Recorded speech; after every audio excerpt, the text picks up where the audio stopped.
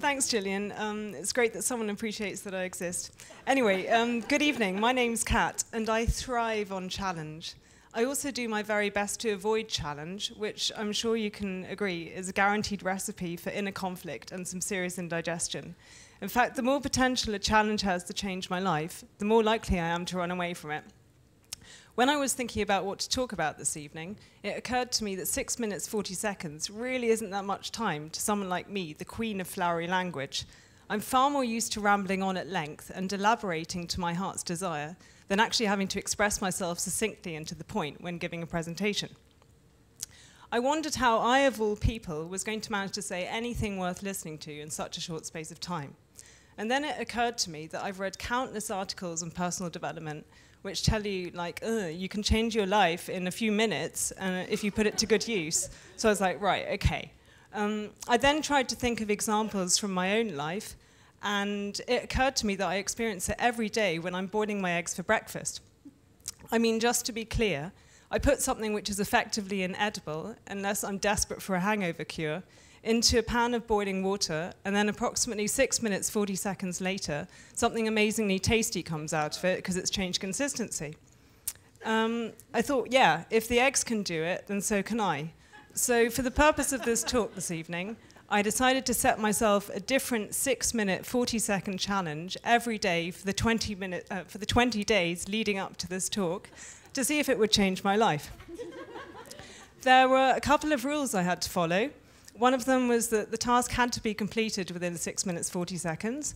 I had to do a new challenge every day, so no cheating and trying out the previous tasks from the previous day. And it had to be something genuinely novel or demanding, like this. Otherwise, it's not much of a challenge, is it? The first step, then, was to choose my challenges.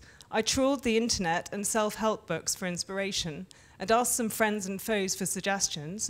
Sadly, most of those were not family-friendly enough to repeat here tonight, before coming up with a list of suitable assignments.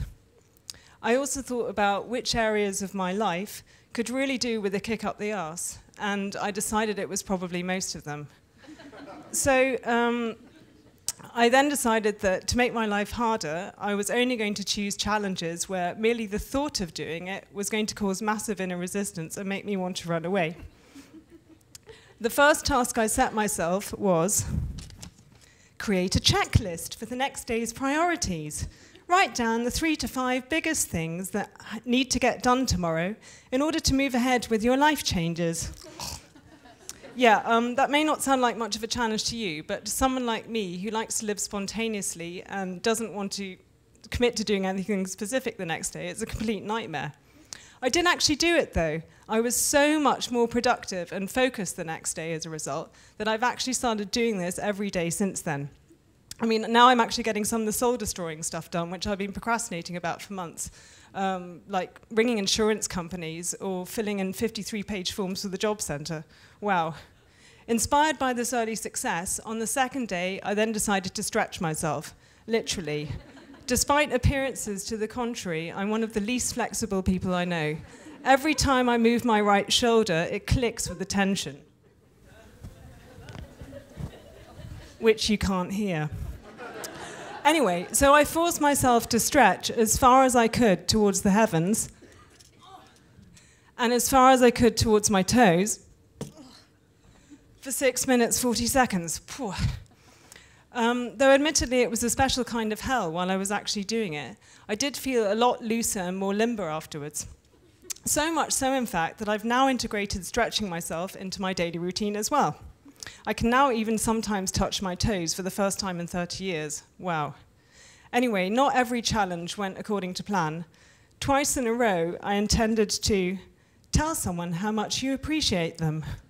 I failed miserably on both counts.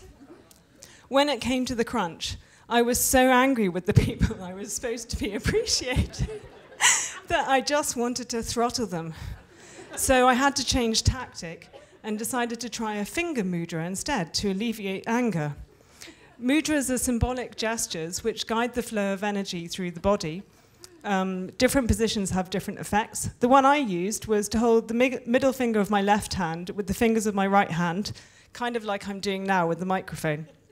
Even though I was still annoyed after doing this exercise, I didn't want to kill anyone anymore, so it did have some effect at least. Another problem I encountered was breaking my own rules. On some days, I didn't do a challenge at all, simply because I was so run off my feet with other commitments and then too exhausted at the end of the day that I just wanted to hit the sack and couldn't contemplate doing anything else at all. I sometimes made up for that by cheating and doing 2 challenges the next day instead.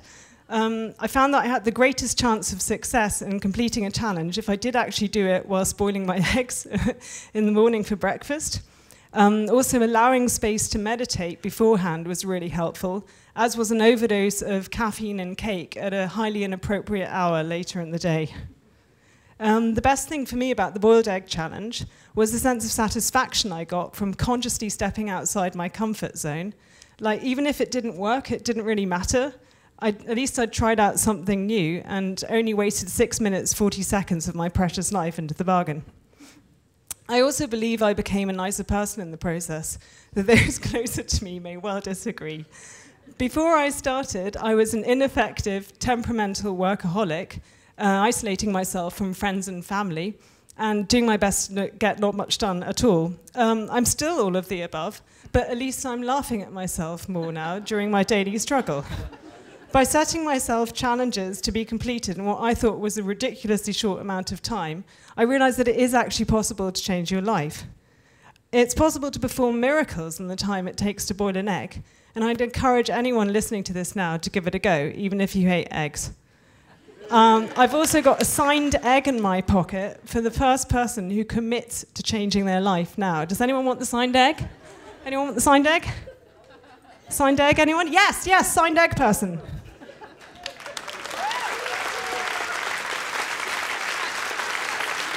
Pleasure. Good luck with it.